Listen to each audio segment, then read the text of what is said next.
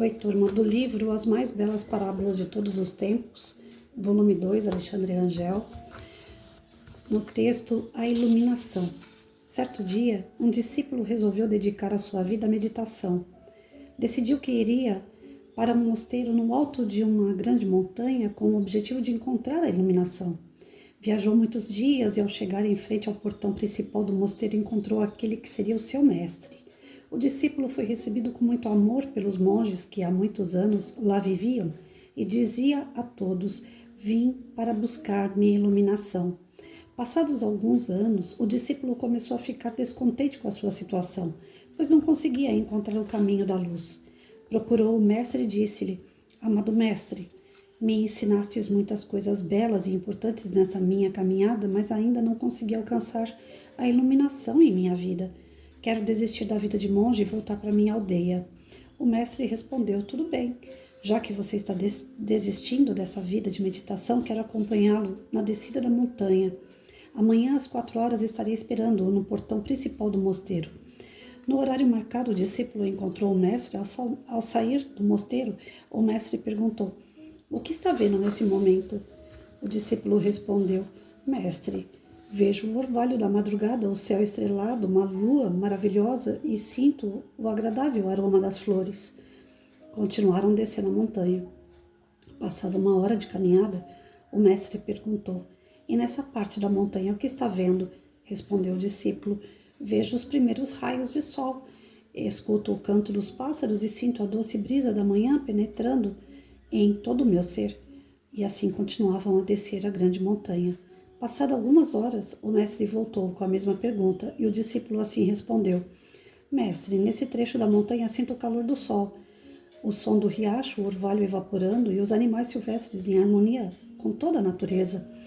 Seguiram a caminhada, chegaram ao pé da montanha ao meio-dia e mais uma vez o mestre fez a mesma pergunta e teve como resposta: "Mestre, vejo a beleza da montanha, as árvores da floresta, o riacho doce que circunda o vale, o camponês cuidando da plantação de arroz, vejo também uma criança feliz brincando com seus amigos."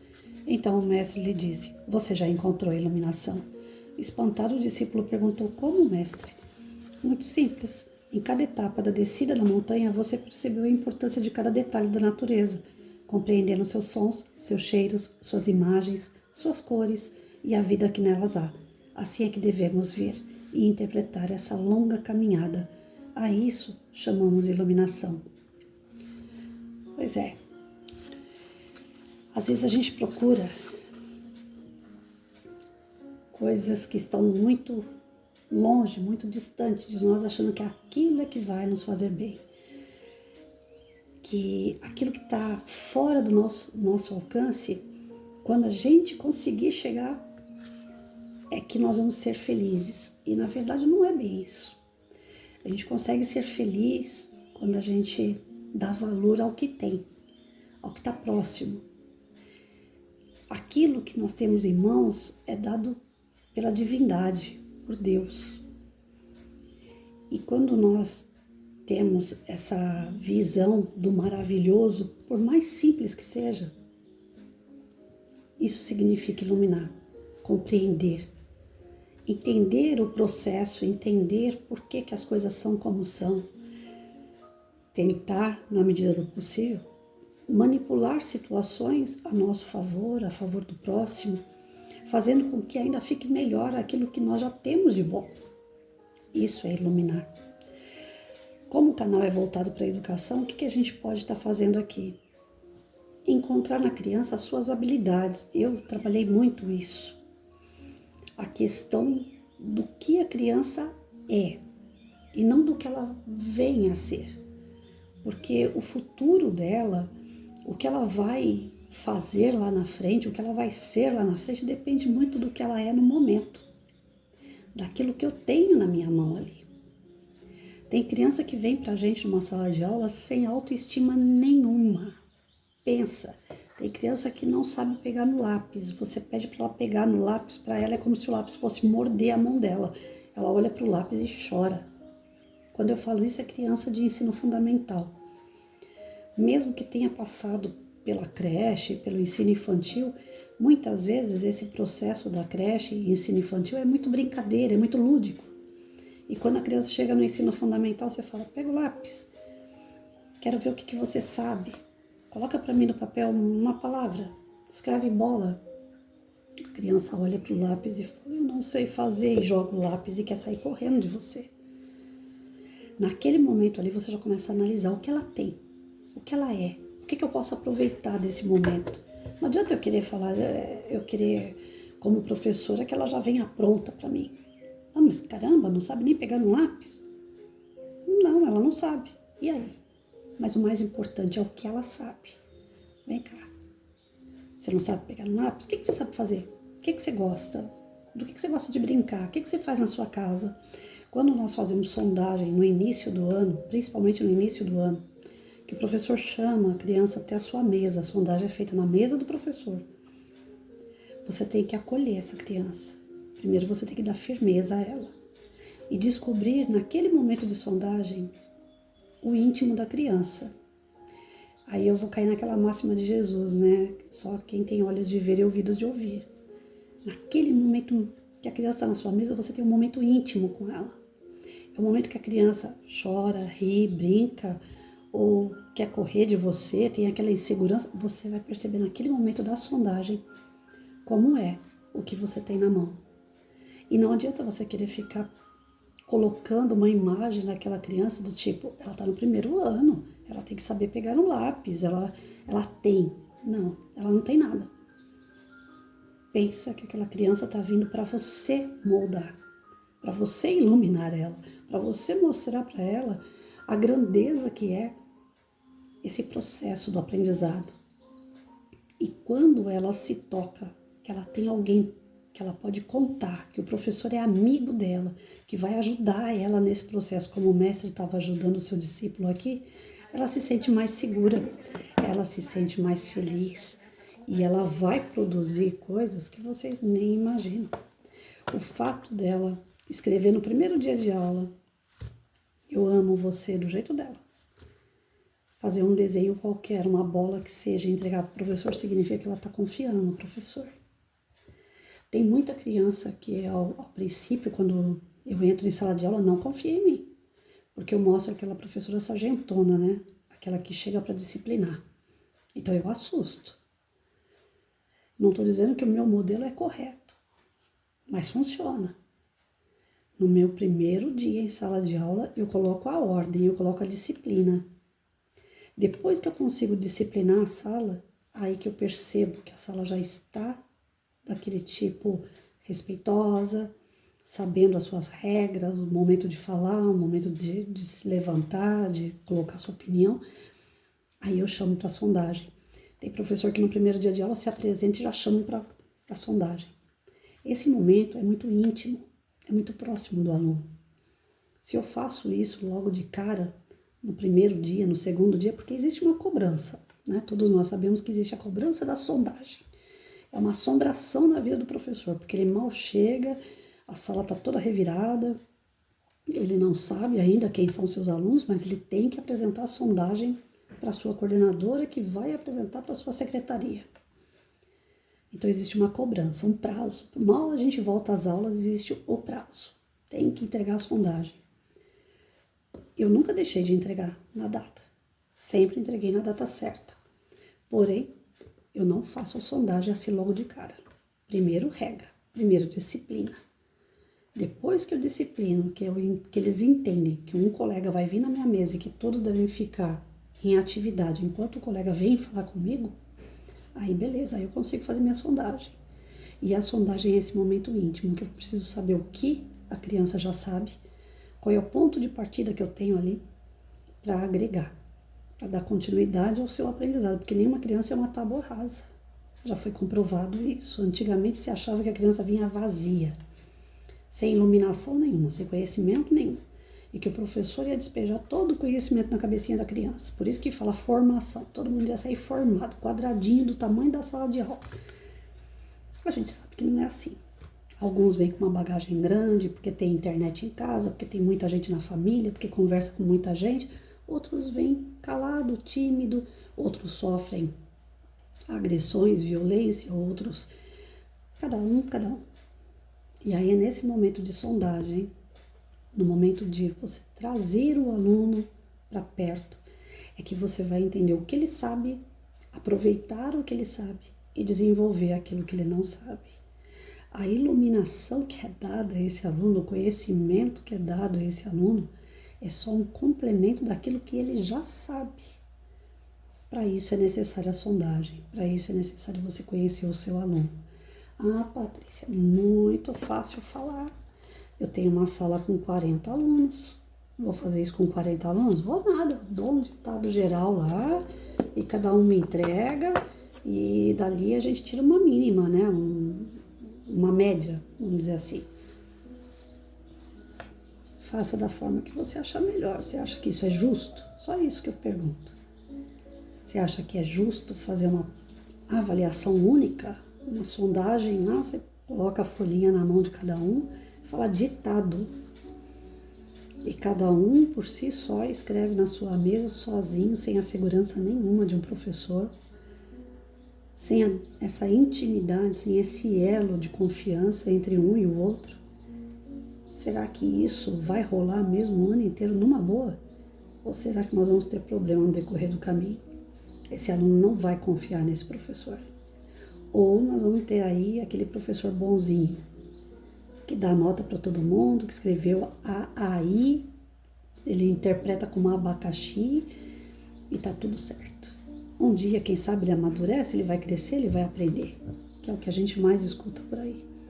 Quando a gente escuta um professor falando para o pai e para a mãe, ele é muito novinho, ainda tem tanto pela frente, ele ainda vai aprender. Eu escutei muito isso de algumas colegas, né? Eu odeio esse nome, gente, colega, porque de colega não tem nada. Mas essas pessoas com quem a gente trabalha junto, esses profissionais, ditos profissionais que dizem isso aos pais, já estão mascarando a sua incompetência. Não tem essa de ele é novinho, um dia ele aprende. Ele deve aprender enquanto está com você. Você é o instrutor daquela criança, você é o mestre daquela criança. Ele é o teu discípulo, você está ali para iluminar, para desenvolver a capacidade daquela criança. Mas tudo você. E nenhum professor se formou sem saber que é tudo você. A aprendizagem de uma criança não se deve a uma secretaria de educação, um ministério de educação, uma secretaria municipal, um prefeito, um supervisor, um diretor, um coordenador. Nada disso. A aprendizagem da criança se deve ao professor. Quem segura a onda da aprendizagem de uma criança é o professor. Então, nós temos que ter uma ideia da nossa responsabilidade de ensinar. É uma responsabilidade gigante. Se não aguenta, não pega. Porque realmente, aquelas crianças vão sair dali daquela sala com tudo o que você conseguir passar para ela.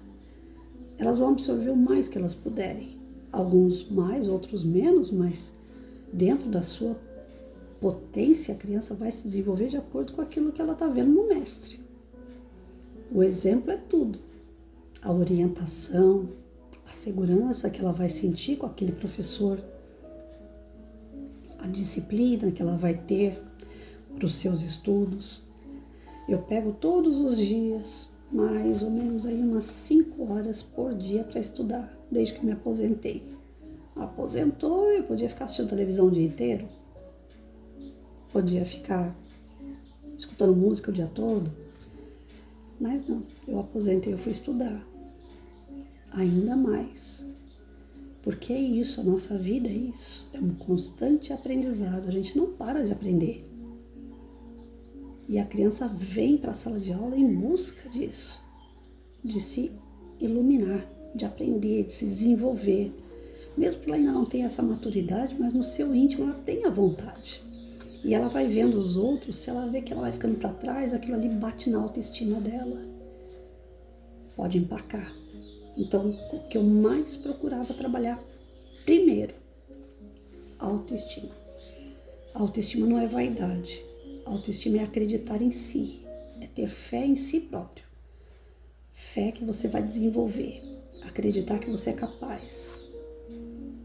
E a partir dali, o que você gosta, o que te chama atenção, o que você gostaria mais para frente, tipo de profissão, o que você gosta mais de estudar, matemática, português, história, o que te chama a atenção para você se iluminar. E aí eu fazia todo um retrato daquela criançada, né? Eu fazia o portfólio deles, fulano gosta de matemática, fulano é bom em português, o ciclano é assim, o ciclano é assado. Quando eu montava o perfil da minha sala, aí eu conseguia montar os projetos para trabalhar com elas, com aquelas crianças.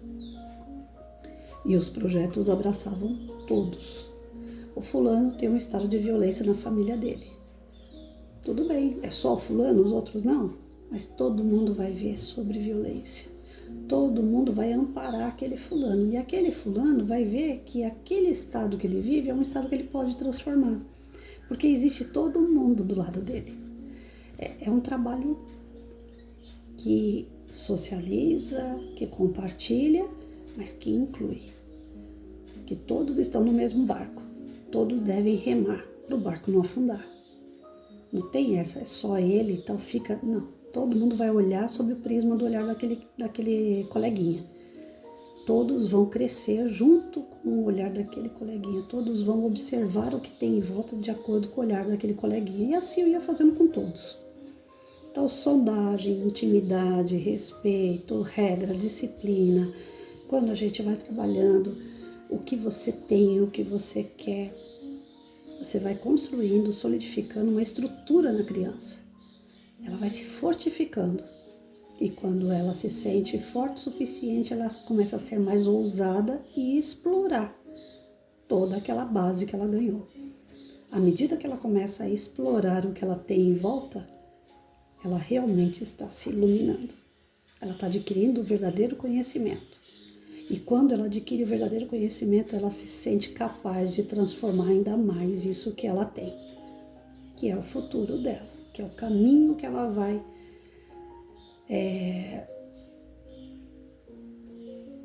como que eu posso dizer? Faltou a palavra agora. Que ela vai, né, se eu falar redundante, né, que ela vai caminhando, não, mas é o caminho que ela escolheu para traçar a vida dela, para alcançar os objetivos que ela vai, no decorrer desse processo, almejando. Eu lembro que quando eu fazia os projetos de profissões, por exemplo, a princípio a criança não tem nem noção de como funciona cada profissão. Geralmente associa a profissão àquilo que o pai, a mãe ou até mesmo a professora tem. É um mundo pequenininho da visão dela. À medida que você desenvolve um projeto de profissões, ela começa a ver que tem farmacêutico, enfermeiro, médico, engenheiro, pedreiro, tem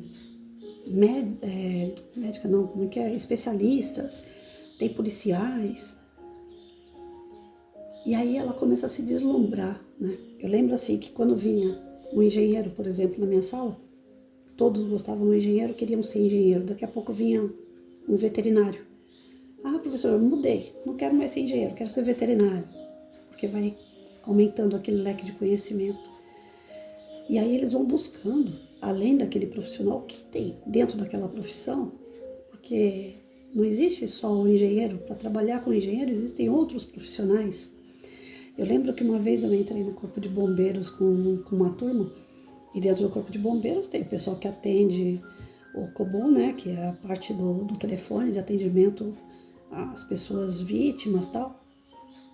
Tem lá o pessoal do telefone, tem o pessoal da faxina, tem o cozinheiro, tem aquele que vem da educação física, vem o técnico, né, de, como que fala, manutenção do prédio, tem o faxineiro, tem aquele que vai lá dar capacitação de técnicas específicas para determinado tipo de atendimento do bombeiro.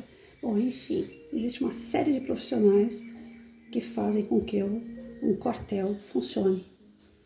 E aí quando a gente entrava no quartel assim com essa turma, eles deslumbravam, porque eles falavam assim, nossa, aqui dentro eu achei que só tinha bombeiro.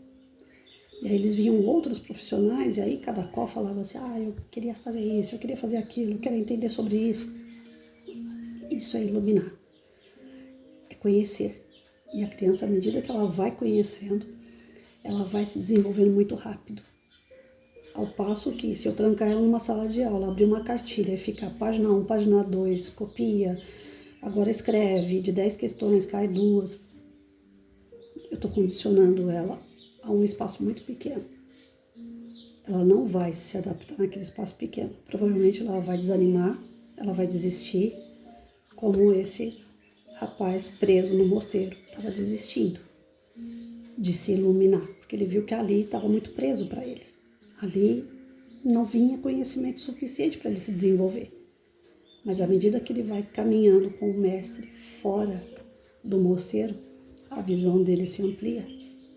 E aí sim, ele passa a entender que existem muitas coisas que pode vir até ele, que pode transformar ele.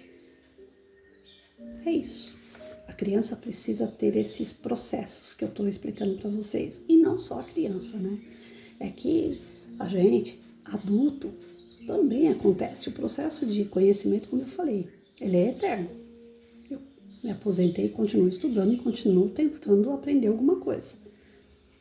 O processo de conhecimento é eterno. O espírito, nós, né? A gente é a vida inteira aprendendo alguma coisa. Sempre vai ter algo que você vai falar assim, poxa, estava na minha cara e olha, eu não tinha percebido dessa forma. A gente sempre está aprendendo. Mas quando a gente se condiciona a um espaço fechado, o aprendizado ele é fechado. Ele é limitado também.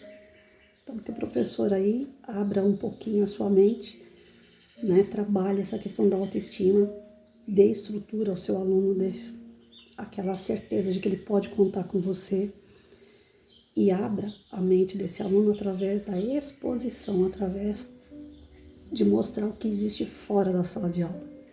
Não só as 4 paredes, aquilo ali limita teu aluno. E o professor não está aqui para limitar, pelo contrário. A função do professor é abrir a mente do aluno, é expandir o conhecimento dele. E lá na frente a gente vai ter aquele orgulho de dizer assim, lá, eu tenho um aluno que é médico, porque lá atrás eu mostrei para ele esse caminho aí, além dos pais dele, ele teve a mim que mostrou esse caminho. E ele se encantou com esse caminho e foi. Para eu saber o que meu aluno vai ser no futuro, basta perceber aquilo que eu estou dando para ele hoje, as ferramentas que eu estou dando para ele hoje. Muitos de nós somos reflexo mesmo, somos resultado do que os nossos professores fizeram por nós. Às vezes, eu escutava muito isso no magistério, às vezes o aluno não tem a referência na casa dele, não tem um pai e uma mãe presente. Talvez eles nem tenham condições, nem estrutura, nem equilíbrio para educar um filho. Às vezes o teu aluno está precisando só de você, para que ele possa expandir a mente dele, para que ele possa realmente aprender algo. A importância do professor é imensurável, então que a gente tenha essa consciência para fazer sempre o nosso melhor, iluminando essas cabecinhas aí, que futuramente acabam sendo nosso médico, acabam sendo nosso advogado. Lá na frente nós vamos estar idosos e eles estarão jovens e formados nos servindo. Tem até uma história sobre isso, né, que a gente costuma contar muito dentro do magistério. Uma professora formando seus alunos, dando sua aula. Um dia ela se aposenta, se torna idosa, e aquele aluninho que estava abandonado na sala de aula, que ninguém queria, né, dar ouvidos, dar assistência, ela deu. E aquele aluninho, com o passar do tempo, ele foi se desenvolvendo. E quando ela foi passar no médico, para surpresa dela, o médico era aquele aluninho que ninguém dava valor. Então é isso que pode acontecer com a gente, né? Com todos nós que somos educadores. Um dia o nosso aluno pode estar ali na frente e é ele que vai nos servir. Qual é o tipo de ensinamento que você deu para ele? Qual é o tipo de iluminação que você fez na vida dessa criatura? Vamos lá, vamos pensar.